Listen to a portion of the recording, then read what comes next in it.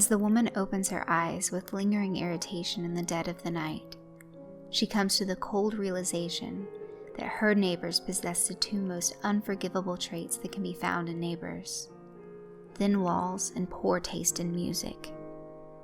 The bass track sends a firm rumble through her bed with each maddeningly repetitive note. She covers her head with a pillow in a feeble attempt to drown out the noise. Undeterred, the sound continues to wail against her eardrums. With a frustrated growl, she rolls off her bed and groggily paces down to the kitchen. She briefly considers calling the police for noise violation, as her eyes wander up to the landline phone extending from the kitchen wall. From the facade of the phone, a half-rusted dial hangs tight, fastened by a thick screw. Her thoughts jolt away from the phone as the music abruptly changes to a different song. The hairs on the back of her neck erect with the familiar tune. She knows this song.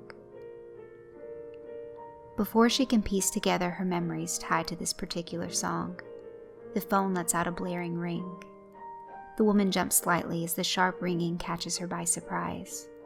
Her hand hovers automatically to the receiver, but further thought prompts her to pause. Who calls this late at night? Apprehensively, she picks up the receiver and draws it slowly to her face. Immediately, sound crackles from the speaker. Please stay on the line. The woman freezes as she recognizes the voice distinctly as her own. Oddly enough, it does not sound like a recording. It seems to vibrate through her very brain like an internal dialogue. Please, do not hang up the phone. Each word runs as naturally as her own thoughts, calmly worming through her mind. As the woman stands in stunned confusion with the phone pressed to her ear, the music continues its dull thumping in the background. Vacantly, the receiver emits nothing but faint white noise. The low static buzzes in an unending tone. Without warning, the near-silent phone comes to life. It starts to rapidly push sounds and images into the woman's skull.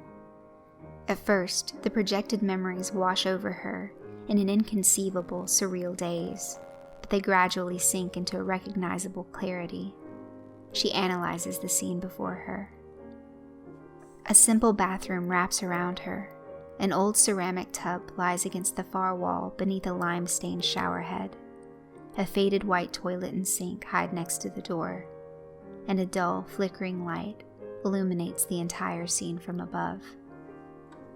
Reliving a forgotten memory, the woman paces forward to the mirror above the sink, seeing a much younger shade of herself gazing back from beyond.